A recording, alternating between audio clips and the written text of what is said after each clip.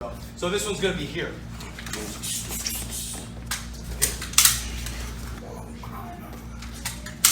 The reason that this is a different technique than what you might be used to for gun from the front is because this motion that I would generally do for a gun from the front touching, I'd redirect here. Even at this angle, I probably still have a good redirection with our regular gun from the front defense. When it's tight inside of my arm, particularly if he's tight too, like he's trying to hide the gun from view, this motion of me trying to get my hand up to the gun creates a really big telegraph from this perspective. You guys can see this motion is small, this motion is big. My elbow breaks my silhouette.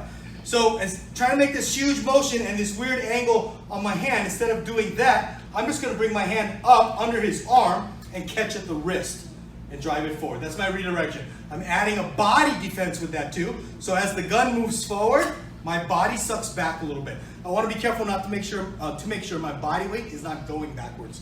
Because the next thing I have to do is I have to burst into in that direction. What's he likely to do with the gun when I start grabbing at his hand and gun? Likely is to pull it back. That's likely. It's also the worst case scenario for me if I stay here. So as soon as I redirect, I'm going to go in the direction he's likely to move the gun, and my second hand's going to join the party and get some control, two-handed control on the gun. Now from here, I'll make a takeaway, bang, the quickest counterattack I can do, and start creating space. Questions so far? All I want to do right now is this redirection. That's all we're going to do to start, is to catch this redirection. My hand, fingers are down, thumbs are up. I'm catching him at the wrist, but I'm catching him at the wrist, at the back of the hand, to prevent this whipping action of the gun. So I'm trying to catch wrist and hand as much as I can. Takeaway before I throw a counterattack. Come on this side.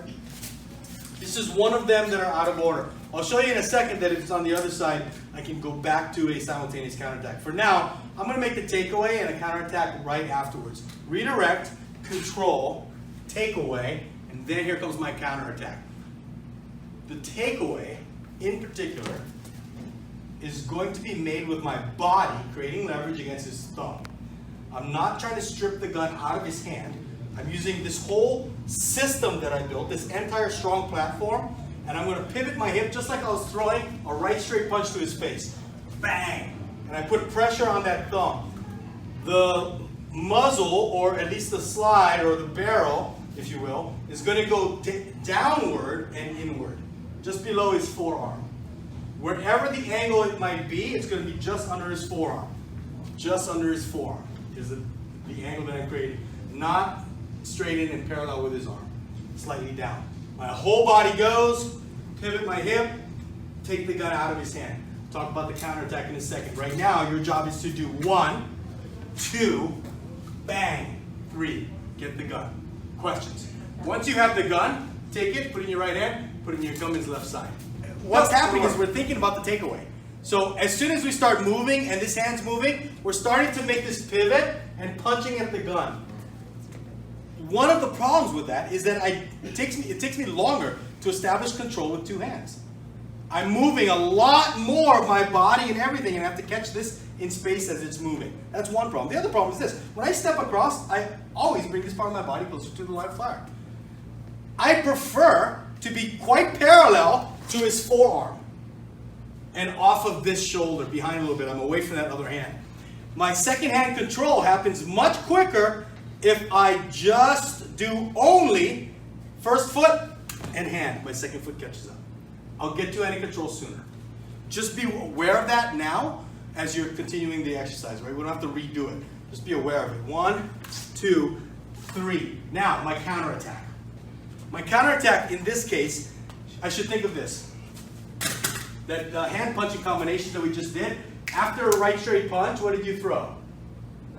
A left hook, or anything on your left, right? Because your body is wound up to throw something on my left side. I can throw a left round kick, I can throw a left hook, I can throw a left straight punch. Something from my left side should be coming next because I've loaded it. If I threw a left straight punch, something from my right side should be coming next because it's loaded. Agreed? Yes. It's going to be a strong shot and a fast one. So from here, 1, 2, 3, I've loaded my right side as if I threw a right punch. What should come next? What's going to be fastest and strongest? That's right. Bang! A left! That's going to be fastest and strongest. I know we want to be strong, and a lot of us want to hit with our right first. The problem is I have to now go bang, bang, bang Takes me twice or 3 times as long to throw that right punch than it does to throw the left. And, more importantly, I have done nothing to hurt this guy yet. He's still fighting. What does he probably want? The gun. If I take the time to do this, where's he maybe going right now? Back for the gun, fighting me, all of these things. I haven't hit him yet. But if, as quick as I can, I go bang, bang, as he's thinking about coming for that gun, I've at least got one shot in there. Think of this as a right-left combo. Redirect, control, right, left. This gun stays back away from him so he can't grab it right away. If I land this clean and I want to hit with the muzzle after, maybe I can. If not, I'll move offline and continue to fight. 1, 2, right, left. That's what I'm looking for now. Questions? No. Go to work. I don't like this control because both of my hands are facing the same direction, both the thumbs up. It leaves an opening between my thumbs and fingers in the same direction. He rips out across his body this way. Hey, wait, let's do it up here.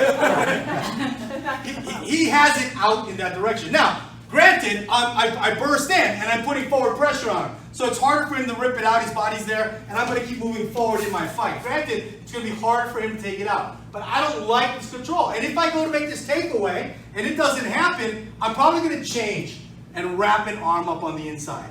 Because it's easier for me to go the direction my fingers are than the direction my thumb is, I'm probably going to go under for an underhook. And I keep this one. And I'll fight from here in closer range. I can even come in and grab this and I'll do my takeaway again if I need to. It's just if it doesn't come out, I want you considering what's going to happen because nothing is foolproof. Right? We have to practice what happens if what we're trying to do doesn't work. We have to have alternatives. So I want Gummin to hold strong, but I want you to purposely not make your best takeaways. So slow it down a little bit. Bang, nothing comes out. Burst in, control that arm, and keep your fight.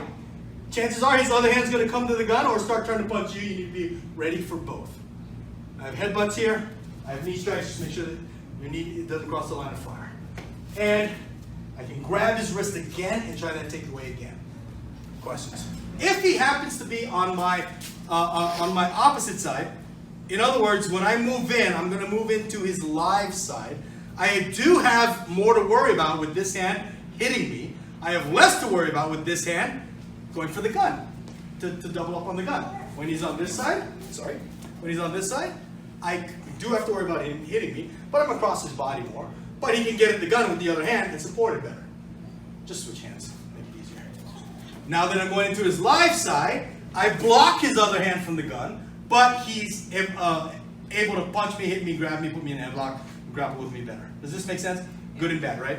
But what I do have when I come into the live side now is bang, an immediate counterattack. I can come in, I can make the exact same technique, but I can burst in, boom, with my head. I can make a headbutt on the way in. Now, when you're practicing this with your partner, be very careful, because if you're doing this right, you're kind of pulling on that arm a little bit as you burst in. How far you burst in will be limited by how outstretched his arm is. I'm going to eventually run into his body. I don't want to body check him. That doesn't help me to do this, because I don't want him moving away from me, but I definitely want to head check him. Bang, on the way in. Everything else is the same. I don't have leverage on his thumb now, but I do have leverage between his thumb and his first knuckle. Same takeaway. I can also add, if I want, bang, bang, maybe a knee strike there. Right? Can I throw a left from here? Absolutely. I can throw some kind of left punch. I can throw a left knee as I'm coming out. All kinds of things I can do with my left. The only difference you have right now is to add a simultaneous counterattack, boom, with your headbutt. Questions? Comments? You guys be careful with your partners. Protect your heads, turn your chin. Go. Go, go.